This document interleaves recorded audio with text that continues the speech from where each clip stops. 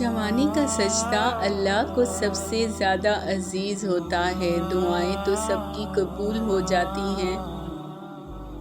پر خاص دعاؤں کی قبولیت کا راز تو اللہ نے سجدے میں چھپا رکھا ہے، اور سجدے تک ہر ایک کو رسائی حاصل نہیں ہو جاتی۔ اس مقام تک تو صرف وہی لوگ آتے ہیں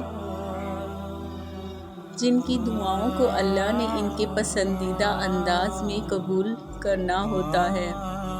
اللہ کی عطاءت کے خزانے تو بے شمار ہیں، اور وہ تو بن مانگے بھی نواز دیتا ہے، پر سجدے کی لذت سے کسی کسی کو آشنا کرتا ہے، اور جب کوئی سجدے میں گر کر اپنا آپ اللہ کو سونپ دیتا ہے تو پھر اللہ اس کے لیے کافی ہو جاتا ہے۔ اور اس کا کافی ہو جانا جانتے ہو تمہاری راہ میں آنے والی رکاوٹوں کی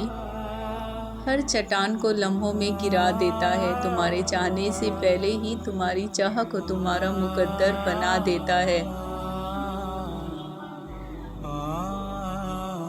تمہاری دعائیں ہاتھ اٹھنے سے پہلے ہی قبول کر لیتا ہے، اور تمہاری تمام تکلیفوں کو وہ پہلے سجدے میں ہی سمیٹ لیتا ہے، اور تم پر اپنی رحمت کی چادر چڑھا دیتا ہے۔ وہ فرشتے ہو کر بھی اتنا قریب نہیں ہوتے جس طرح دوران سجدہ اللہ تم سے قریب ہو جاتا ہے، اور تم اپنے رب کے اتنا قریب ہو جاؤ اور وہ تمہیں خالی ہاتھ لوٹا دے، ایسا تو ہرگز نہیں ہوتا۔ لہٰذا سجدوں میں اللہ سے دعائیں مانگیں۔